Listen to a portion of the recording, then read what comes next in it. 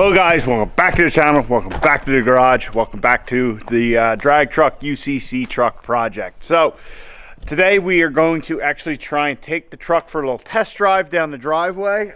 Just check to make sure that everything is shifting correctly, so that we have a good 1-2 shift, good 2-3-4 shift, good 2-3 shift. We're not going to be able to get into fourth. I do have about an 1/8 mile long driveway, so we're going to try and just put the shifts a lot earlier than they normally would be, and just make sure everything is feeling good with the transmission. Before we do that, we do have some stuff that we need to do. We have all of our sensors. I have all the lines coming into the truck right now. We need to hook up our transmission temperature sensors, our pan temperature. I have a temperature sensor coming out of where the converter is, just so we can keep an eye on how hot that gets. And also I have one for our line pressure. So what we'll do is it'll actually jack the rear of the truck up, and we will check our line pressure, run it through all the gears, make sure line pressure is good. I think we want to see about 135 psi up until lockup, and then lockup we should see about 200 psi. So we're going to check all that. We're going to check all of our fluids, so we know our transmission fluid is good. That's full. I actually filled the radiator this weekend, but we're going to double check. Oh, our front diff we know is good as well, but we're going to check engine oil, transfer case, and the rear and the back before we take this thing out. Just double check in case maybe we did something in the rear and I emptied the fluid. I don't think I did, but it's just always good to check these things and just give it a good once over. Oil should be as good as well. We did have a little incident when we were doing our front suspension where my grinder may have gotten into the oil filter, but I have since put a new oil filter on it and filled the oil filter, because that should be the only oil we lost doing that. So we're just going to run through all that stuff and double check it real quick, and then we will warm the truck up and we'll take her on a little drive down the driveway with the anteater settings, like I said, much lower than they should be, and just check our shifts at low speed. So that is kind of the game plan to start, and then we'll see how far we get. We have a few other things we need to do, but one exciting thing that we did pick up after work today, we have our spare 48RE. So this is just a stock transmission that we got. Let me see if I get the guy's name. So our man Jamin, I don't know if that's how you pronounce it, but anyway, he hit me up on the Instagram and he said, hey, I got a trans that I have for sale. He sold it to me for a little less than he was originally wanting for it, and we were able to ship the trans through Fastenal. So big shout out to him, Mr. Robbins. I appreciate it. But this is, I believe, an 03-04 transmission. We will be getting it out of the truck. I want to go over and look at a couple things. Just for my own reference, we're also going to be putting on our BD pan that was originally on the trans that is in this truck, and then we are going to get that thing to the guys at Muldoon's, and we are going to have basically the mint, like Gucci trans, which is in the truck, and then this is going to be our backup. It will be just a straightforward swap in. We'll be having a fat output, billet intermediate, and I already have one of our old fat billet input shafts in there, and then we're going to let the guys at Muldoon's decide what exactly we need to do to keep that thing alive. I know this trans has a bolt-in sprag. We just have, we have a third gear drum, billet third gear drum, bunch of stuff like that, but we're going to let them decide, hey, with us, how we take off with the truck. John knows exactly what we're doing with the truck. We take off in manual first, and then we shift into drive. So we're going to let him kind of decide what we need to do. We're not going to do fancy roller bearings and stuff like that. We're just going to do the normal thrust washers on this transmission, just kind of keep costs down, but still have something that we can swap in and not have to worry about it being okay. Like I said, this is going to be our main transmission with our Sancher shaft and all that kind of Gucci stuff, and hopefully, with any luck, when we're out at UCC in May, we won't need this thing. Hopefully it is just along for the ride. So anyway, I'm going to get the hooking these sensors up and checking all our fluids, and then we will take this thing for a test drive.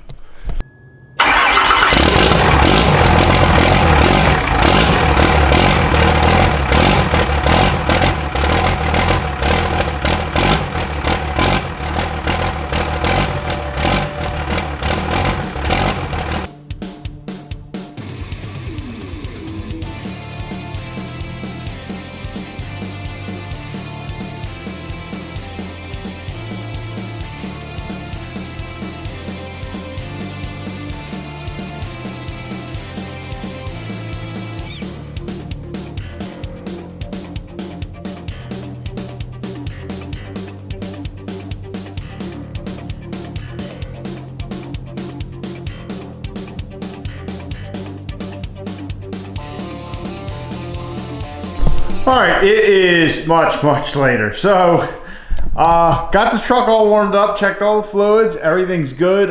Power steering, the rears, had to put a little bit of fluid in the transfer case because when you pull it off, sometimes if you tip it back, you get fluid out the output shaft. But so got everything topped off, everything is good. The truck was warmed up, but then I got to messing with the transmission. So as you can see, I kind of got parts everywhere. So what I did was I took it apart. One thing that we're going to do before we take this over to our guys at Muldoon's, I'm going to take the planetaries and weld up the outside. I have some here.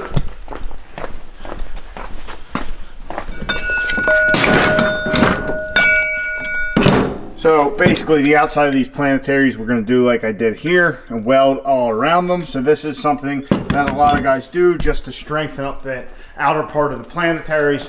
We're going to do that, so I'm just going to take care of that. So that's one less thing that the guys at Muldoon's have to do. But I figured while I had a full transmission, I would see how you can slip a band in one of these things without taking it apart.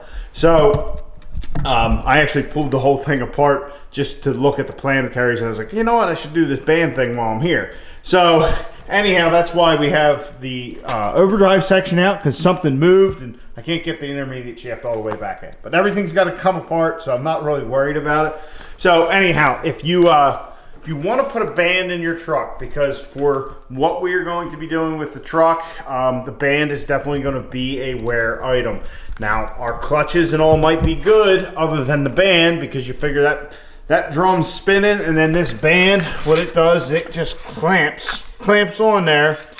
You'll see how it works here in a minute, and that can cause this thing to wear way prematurely, and it's just part of the problem with the 48 RE. So the problem, let me pull it apart. First step would be to drain it, remove the filter, and then you got to remove the valve body. There's a bunch of bolts around the outside. You got to take your little levers off here for all your different stuff, and then you can pull the valve body out. So let's see if I can do this with one hand.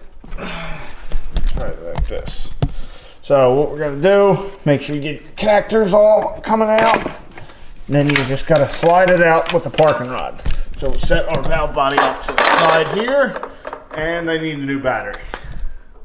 So then when you're in here, your band would actually already be installed, which you'll see in a second how it's in there. But basically it clamps around this drum right here, and then you have a strut that goes in here, and your anchor that is in here on the end of your adjustment screw.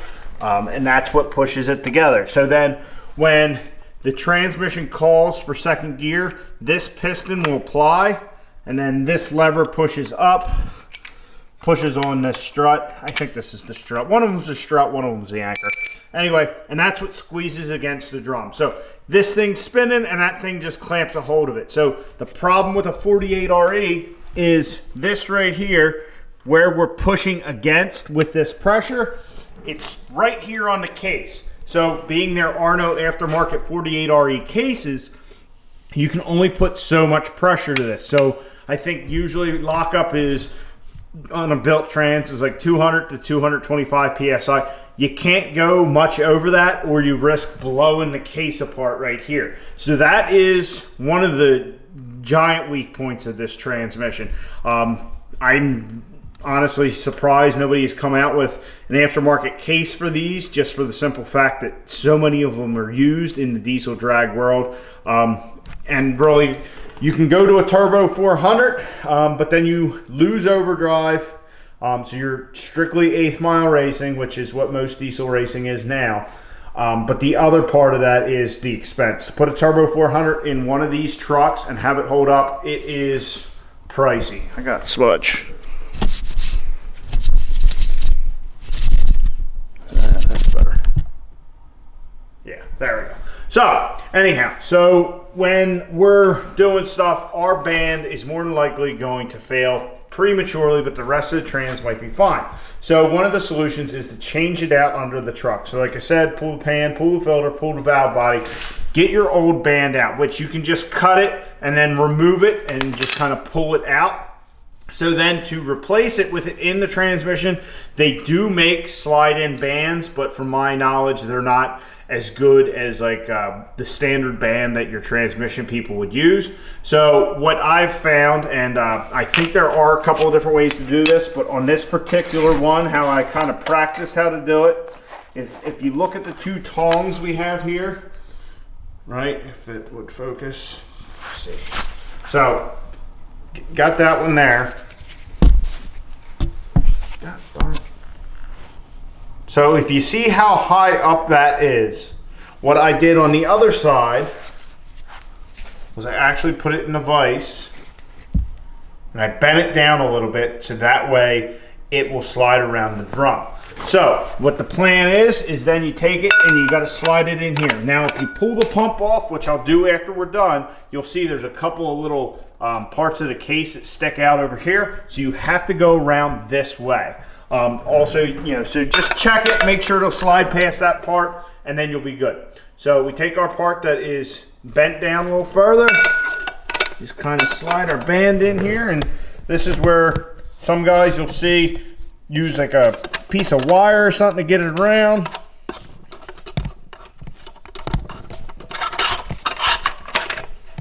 So there we go. Now we got our band installed or in the transmission. As you guys can see, like I said, it just clamps like that. So then we can take our anchor, I believe it's called. This is very hard to do, trying to hold the camera and do all this.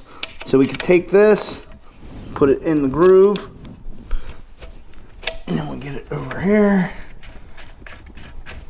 All right, and then we can hold that.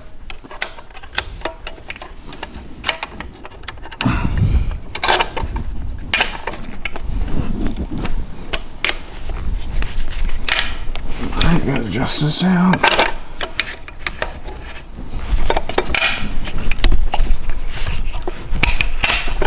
All right, so now we have our band installed. So it's good to go there. Then we would just make our adjustment. And we would, you know, run it into, I think it's 72 inch-pounds, and then back it off like 1 3/4 turns or whatever. And that's how you have your adjustment. I think it ends up being a little less here. So as you guys can see, like I said, when it calls for second gear, this piston applies, pushes on that band, and grabs that drum. That's how the band in this transmission works. So we were able to put that band in the transmission without pulling the transmission. That's the goal. Now, you are going to have to let this thing drain a while, and then when you pull the valve body, let it drain even more, because obviously you're going to have ATF dripping all over you. But it beats pulling the pan, especially, hey, if we're racing and say we're at test and tune, you know, a test and tune for a race, and we lose second. Okay, we need to put a band in there, and I'm going to have a band with me and all ready to go, so that way we can do this and get that slid in. So I'll show you why you have to go around that one particular direction.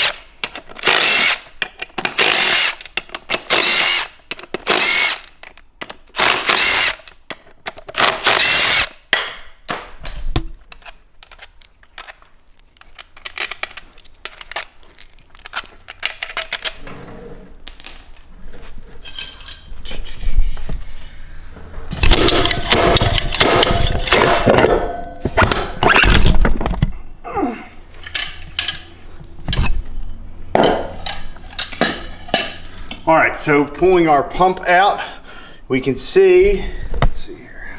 I should probably have a light, that would be helpful. So, as you guys can see, there's a couple of ridges over there, so it would make it much more difficult to come around this side. The way we went, just kind of bypass right over that, and then come down here, and all you have to do is miss that little outcropping for the anchor. So, that's how you replace a band without pulling the transmission. Honestly, I fiddled with this for quite a while because I knew you could do it, and I'd never done it, and it's something that I need to know how to do. So I'm sure there's a couple of different other ways, which I will investigate, talk to our guys at Muldoon's. This is not something, if you lose second gear in your normal truck, Yes, it is something you could do, but you need to look at the condition of this drum. So if we pull out our band, get this out of here.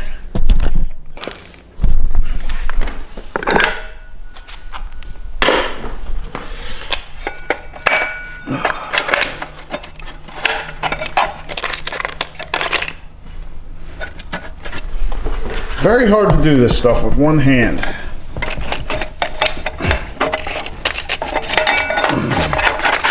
All right, so got that band out. Like I said, here's those ridges. Like I was saying, if you try and bring it the other way, it's just not going to work out for you. Now, what was I talking about? Darn it.